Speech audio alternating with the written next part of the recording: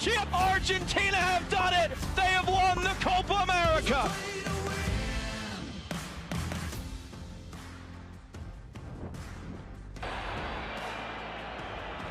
Now it's starting to get a little bit on the chippy side right before the half.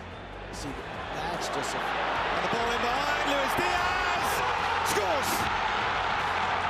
The Panama back three, caught napping, Diaz in behind, and this time he shows a clinical edge. And just as Panama were trying to fight the way back in, Colombia might have sealed it. I don't know what's better, the pass from James Rodriguez or the finish by Luis Diaz, who scores his first goal in open play during this tournament, his second overall. I think Lucho Diaz ended up seeing Salomon Rondon do it against Canada last night and said, hey, you know what, maybe I'll try that if I get the opportunity. But what a ball from James Rodriguez. And what a show we have in store for you here at Fox Soccer Now, presented by Geico. Whatever you need, get more with Geico. I'm Jimmy Conrad alongside Melissa Ortiz and Wes Morgan. And we have another minute left in this game. 4-0 Colombia is up. That was the third one that they scored with Luis Diaz. And it looks like there might be a fifth on the cards because there could be another penalty in favor of Colombia. A couple guys down on the ground. I didn't see the play because I was having a really fun introduction with all of you. But Melissa, what just happened there? What are we seeing? You see a long ball over the top behind the defensive line. And then Santiago Arias just go in and get absolutely just, just smothered by the Panamanian defender, number 3. He gets kicked and then his head hits hard too. His body, his face, and he hits the floor really hard. And this is Santiago Arias, who has been in and out of injury, especially over the course of the past 3 to 4 years. That's pretty serious. This is the second penalty now for Colombia in this game. Of course, James Rodriguez took the first PK and made it. James Rodriguez was subbed out eventually in this second half, and now Miguel Borja, who was subbed in as a striker, is about to take this penalty kick. All right, so we're taking a look here at the play once again. Yeah, a little bit too much there, Wes. Jeez. A little reckless, I would say. Yeah, I think, it's the end of the game. Just want to leave someone that type of challenge. It could have been a red card. I think it was only a yellow, wasn't it? Yeah, it was a big surprise. The referee didn't take harsher action on that one, but it's a penalty, and I don't think the player was interested in going for the ball at all there. I think he was ready to go into the locker room and just end this affair because it's been one-way traffic. Colombia's been fantastic. Now, they beat Costa Rica a little earlier in this tournament, 3-0. We thought that was a pretty good performance, but I think they've one-upped it here, Melly, because, and they're looking, maybe it's saying it's offside, but it's not really the offside. We're taking a look at it now, but that's definitely a foul. Either way, whether this is a penalty or not, whether it stands or not, there was only one team on this field that was looking to win. Here's a fun fact, though, before I throw it over to Melly, because she's our resident Colombian. Look at my hips to start when I say Colombia. Panama actually had twice as many shots. So Panama had 14 shots to Colombia's 6. Well, Colombia actually has 4 goals. When we talk about shots, do we also talk about the shot that sailed to the moon? Yes, there are a lot of those from Panama. No, it was clearly a one-sided match. I think Miguel Borja is about to take the PK. All right, here we go for a chance to make it 5-0. And this has been a good game on both sides of the ball for Colombia. I think what's interesting, too, is they had the opportunity, because of this lead, to rest some of their key players. So Luis Diaz came out around the 60th minute. James Rodriguez came out around the 70th. And that is a nice luxury to have when you're resting for now what is going to be a semifinal berth. And he scores! Did he making it look easy. 5-0. Let's go! Now, Melissa, you said something interesting to me off camera before we came on, actually. And you said that we're going to take a look here at the goal. Nice and easy. It's like he's been there before. Yeah, but what you really appreciated was that even when the score was 3-0, 4-0, how hard the players were working to continue to play at a high level. Yeah, it's actually impressive and inspiring, too, because they were up 4-0 before, and whether it was in the Colombia attacking third and they lost possession, but the press to regain possession was just so intense still. Look, guys, you're 4-0 up, and it wasn't a substitute coming on full of energy. It was even players, whether it was Richard Rios, it was Daniel Munoz. I mean, there were players that have put in a full almost game before getting subbed out, still with that high intensity and high pressure.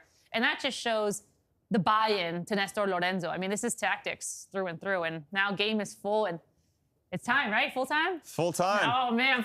5-0, 5-0. baby. Let's go. Bravo. You said 3-0. I said 2. You said 2. Yeah. I said 3. You said 3. We have those together. I think we got it right. Yeah, exactly. Yeah, we're going to make one of our producers do the punishment wheel. I think those are the rules at this point.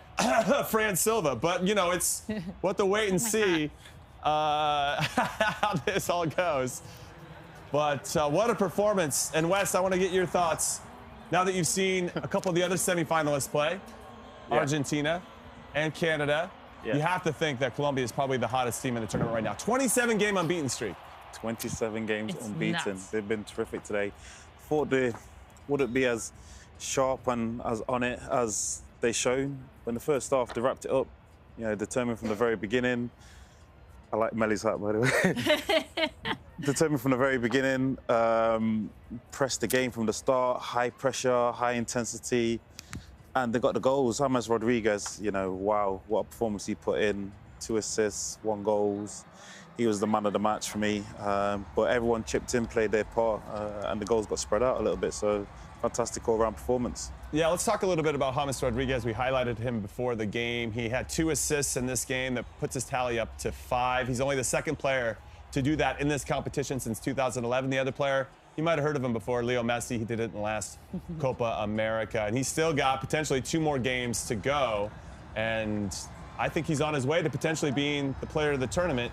Yeah. But I feel like if you're going to be the player of the tournament, you're most likely going to be on the winning team, unless you just have this ridiculous performance in the final and you just fall short. Hopefully that's the case, Jimmy, that Colombia is the winning team. I'm dressed for it. I'm ready. Get my plane ticket. Book me on that first flight out.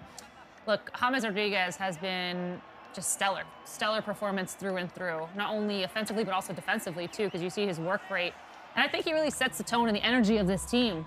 And that's why they're so intense up to the final whistle.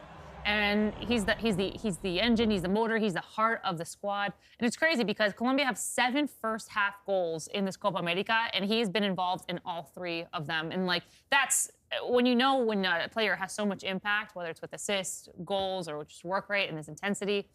I just think that having him as a key component of this squad, when he didn't even play the 2021 Copa America, and then now seeing him evolve, it's been extraordinary. Okay, Wes, so he's 33 years old. And he is looking for a new team this upcoming summer. I feel like he's doing a very good job of putting himself in the shop window, but he feels like a throwback to the old number 10s that don't necessarily exist. And that's kind of sad, and that's a bigger conversation to have. But would you take a flyer on someone like him if you're in the Premier League? Like, I don't know if the quote-unquote, I hate saying this, the modern game has room for the number 10, because I feel like I want the number 10s to come back into the game. They're the ones that drive it, make it creative, make it fun. Yeah. And so I wonder if you think there's any Premier League teams that could use his services. Yeah, absolutely. You know, on the display we've seen so far in this tournament, I think most teams will take him.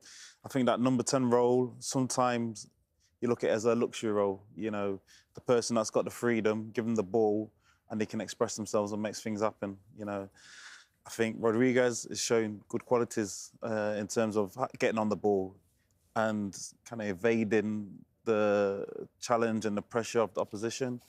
I think in the Premier League now, there's a lot more, focus on making sure the key players are nullified and stopped at source. So he's had his turn in the Premier League, He played for Everton. and it didn't work out. And then he's gone on a bit of a journey. But in this tournament, he's looked fantastic, you know, and I'm sure he'll be useful for any team, not just the Premier League, Spain, Italy, anywhere. I'm looking at the list of teams he's played for. Porto, Monaco, Real Madrid, Bayern Munich, Everton, Olympiacos, Sao Paulo, and Brazil. He's been everywhere. Yeah. His passport must look incredible with all those stamps. And only to have played 10 minutes in the last 10 to 11 weeks in season at Sao Paulo is just nuts. And, you know, you don't know. Is it he doesn't fit into that system in Brazil, into the coach's system? Is he just not playing to his capability and only fits really with Colombia? I don't know. A lot of questions to be asked there. Yeah, but you know what? There are no questions for this button. Can we hit this button? Because I think it's time to party time. Let's get after it. Yeah! Oh, wait, guys. I got a little something for you. Cheers! What is happening? Here we go. Wes. Is this for me? Wes. Hey, Senor Benny.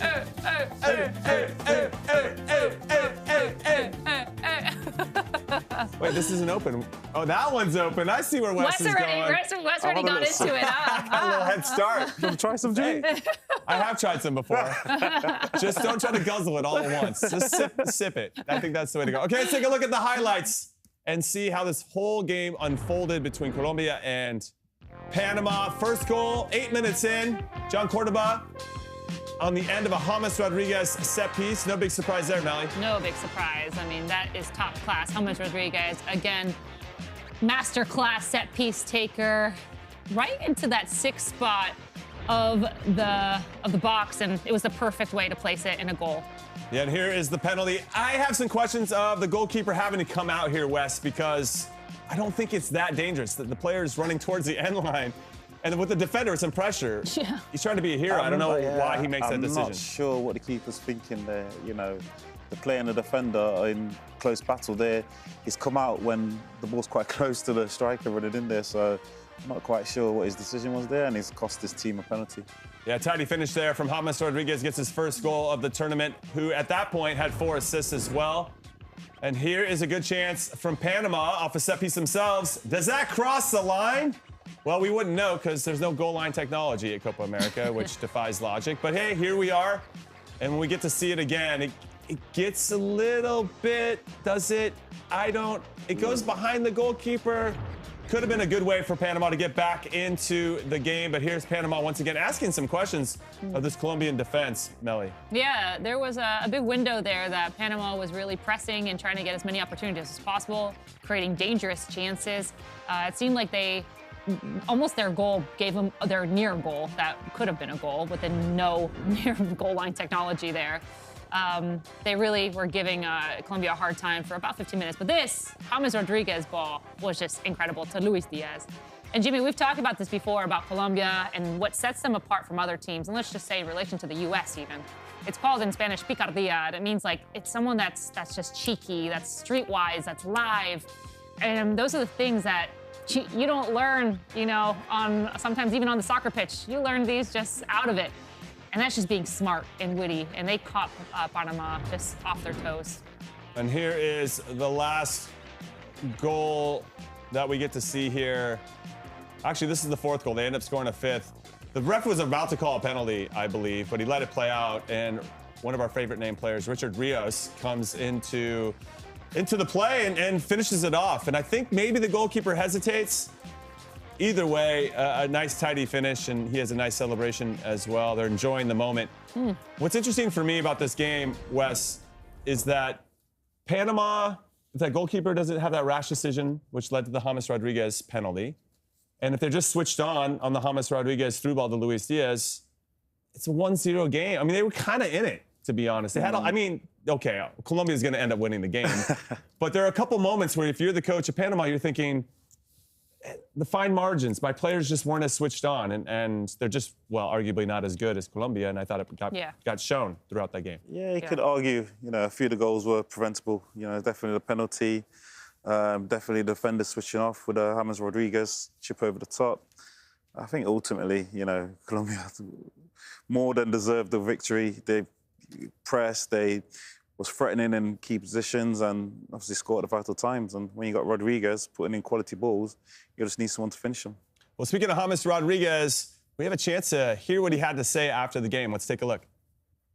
En lo personal, 2 asistencias más, el máximo asistidor the maximum assister in this tournament. It's a huge honor. We did such a great game. We knew that if we didn't come out good, it was going to be a really hard rival. But we came out in a good way. And we got a good, quick goal. And we came out strong in this game.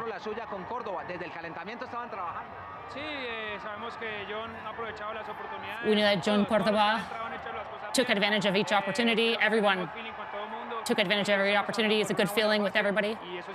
And we're so happy to go on to the next round, and that's the most important.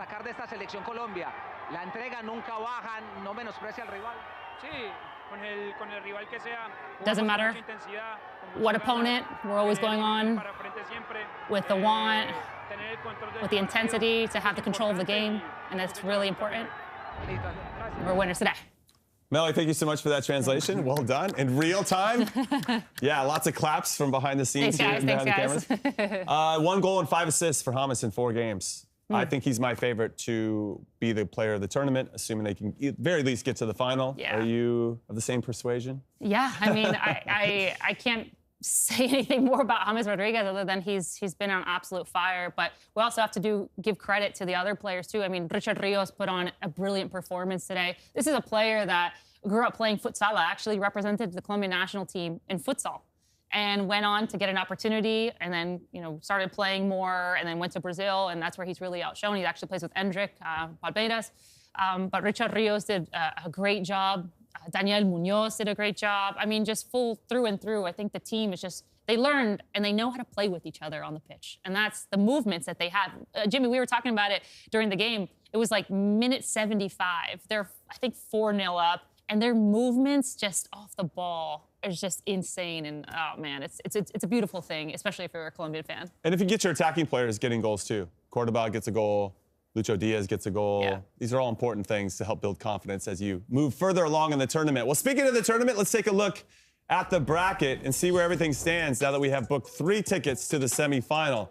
Argentina, the defending champs, in cruise control up there on the top. They're taking on Canada, who they faced in the first game of this tournament. They won that one 2-0. We'll see what that one looks like on the way back. Look forward to seeing how that plays out. And then Colombia have booked their ticket. They're taking on Uruguay and Brazil, the winner of that particular game, which will be kicking off in 54 minutes. I'm excited for that one. So that should be a fun one to preview, and we'll obviously come back and do that. But we are going to hit the brakes because I had the opportunity to talk with Doug McIntyre, Fox Sports' Doug McIntyre, who covers the U.S. men's national team, and he's got some updates for us. So let's hear what he had to say. All right, let's get right into it. There was some huge news, Fox exclusive news about the status of Greg Berhalter from U.S. Soccer, and it's going to be announced midweek. So, Doug, do you have any updates to this story? Because inquiring minds want to know. Well, Jimmy, I can tell you that a lot of people took yesterday's Fox Sports exclusive that a decision will be made by the middle of next week, that it was a sign that Greg Berhalter isn't coming back. I can tell you that no decision has been made yet.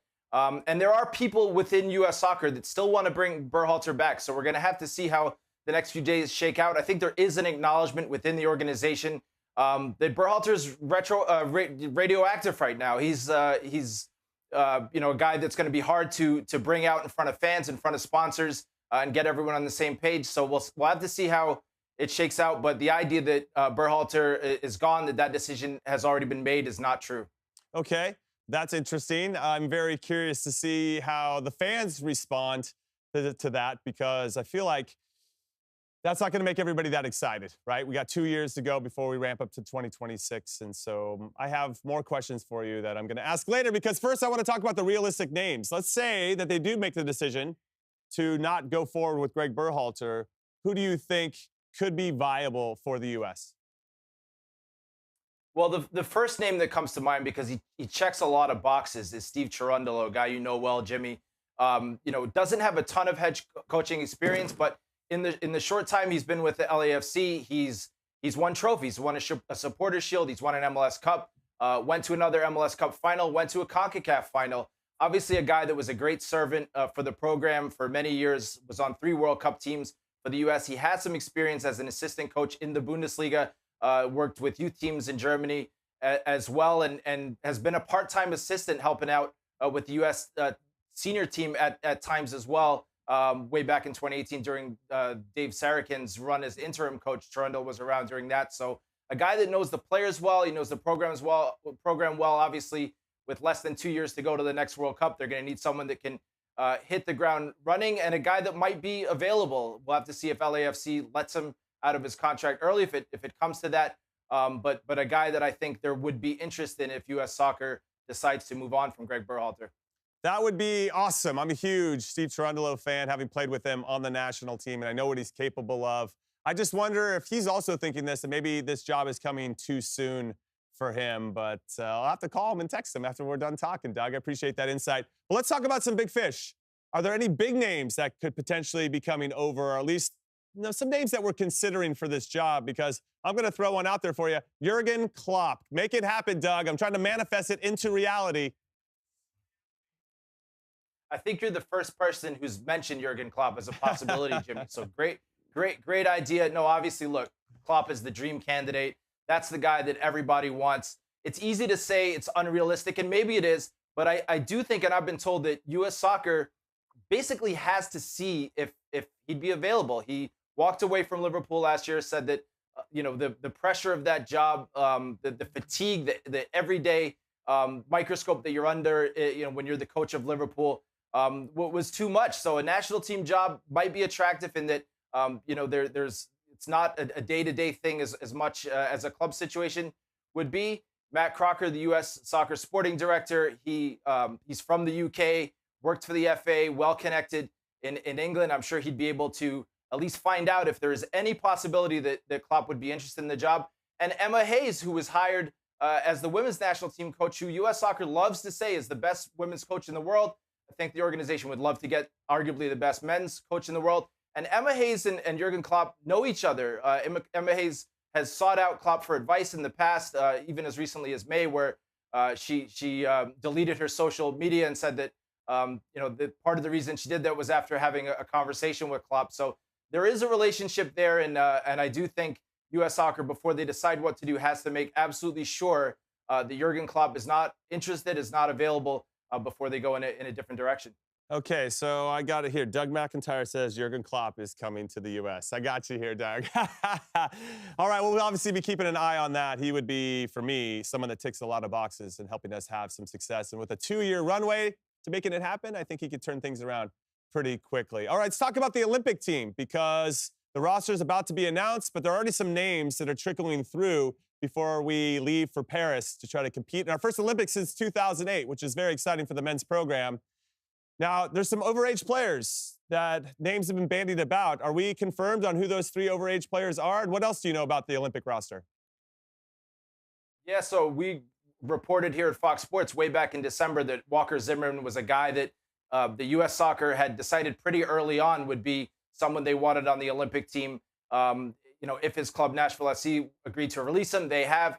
Zimmerman will be on the team that is announced on Monday. More recently in that, we reported that Miles Robinson was a strong candidate, perhaps even a leading candidate to be another overage player on the Olympic team. He will be there as well. The Washington Post reporting both those 2 names earlier. I can confirm both of them. And Georgi Mihailovic, I can also confirm that he will be on the team as the 3rd overage player. But one name that folks haven't spoken a lot about is 19-year-old Benjamin Kramaski from Inter Miami. I'm hearing that he's going to be on the team as well. Not confirmed yet, but just 19 years old.